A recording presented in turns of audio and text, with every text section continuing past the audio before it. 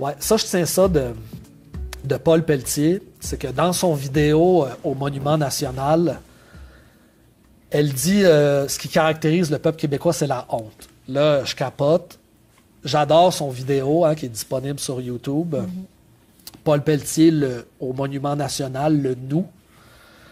À la fin de son discours, elle dit « Je crois que le Québec est une femme et au moment où on a commencé à tuer nos femmes à la Polytechnique en 89, je crois que le Québec a commencé à se suicider. » J'embarquerai pas dans tout le côté Polytechnique parce que il faut lire ses écrits et il y a des choses là-dedans qui m'échappent. Mais la métaphore du Québec est une femme m'a complètement bouleversé. Elle m'a jeté ça comme une perle qu'on lance, grosse comme la lune, et j'ai pas arrêté d'y réfléchir. Par-delà le vrai et le faux, j'étais comme fasciné par cette métaphore-là. Il y avait comme une espèce de potentialité de compréhension de beaucoup de choses, et j'arrêtais pas de faire des métaphores avec le féminin dans ma tête, parfois de façon abusive.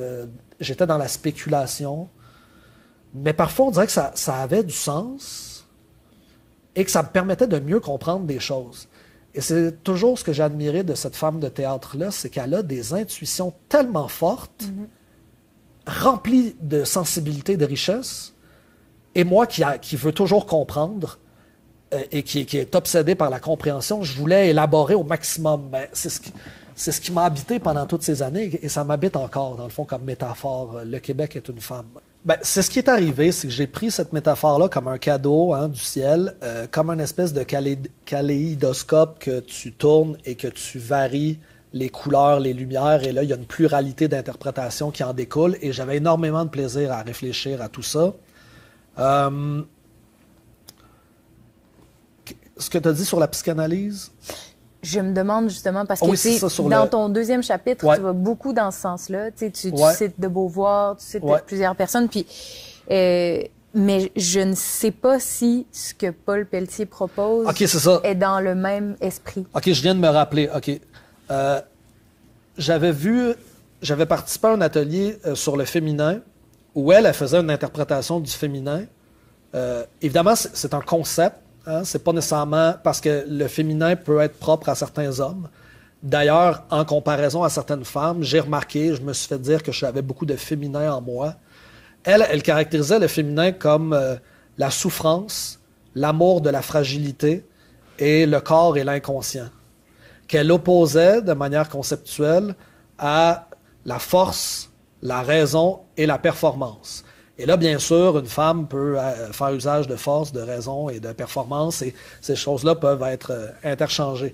Et moi, ça me nourrissait énormément parce que je réfléchis, je me suis intéressé à des philosophies comme celle de Nietzsche, celle de Carl Gustav Jung, où on attribue énormément de valeur au corps et à l'inconscient. La souffrance, c'était un angle d'analyse privilégié. Et tu avais l'amour de la fragilité qui passe par beaucoup de choses, mais entre autres par la maternité. Quelque chose qui me fascine absolument parce que j'ai pas d'enfant et que je trouve ça absolument magnifique. Et que quand j'écoutais beaucoup de femmes et de mères autour de moi, les blessures liées à l'accouchement, la mort d'enfants, les avortements, les fausses couches, font partie énormément de notre histoire. Il y a énormément de femmes dans notre histoire qui sont mortes en couche. Les filles du roi, sous l'égide de l'idéologie de l'Église, ont fait 8 enfants par foyer, et certaines n'en ont pas fait, là, des enfants. Donc, on peut s'imaginer qu'il y en a qui c'était plus que 8. Et les filles des filles du roi ont fait encore plus d'enfants. Donc, ici, il y a une histoire avec la maternité où les femmes ont été des héroïnes grandiose. C'est probablement le plus grand triomphe en termes de comparaison avec d'autres peuples. Tu sais, parce qu'on ne peut pas vraiment se comparer au niveau de la guerre, au niveau du commerce, mais en termes de revanche des berceaux, de faire autant d'enfants, c'est un record mondial dans l'histoire du Québec de faire autant d'enfants par famille. Et oui, c'était poussé par l'Église, mais il y a quelque chose qui m'a toujours extrêmement touché de façon fascinante. Après, le Québec est une femme. la métaphore du viol, ben, ça vient du film d'Anne-Claire Poirier, Mourir à tue-tête, que j'ai vu il y a quelques années quand je commençais mes recherches, et j'avais été complètement bouleversé par le film.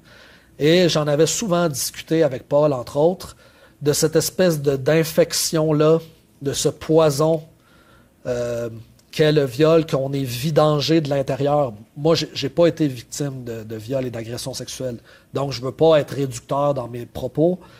Mais quand j'entendais les propos de témoignages de femmes, ça m'interpellait énormément et ça me permettait de faire un raisonnement par analogie qui est extrêmement riche pour comprendre l'histoire d'un peuple, l'histoire de la mémoire. Et là, dans sa pièce La robe blanche, où elle parlait d'un viol d'un prêtre, puis d'un deuxième viol, et de la descendance de toutes ces femmes qui avaient été méprisées, qui avaient été infériorisées.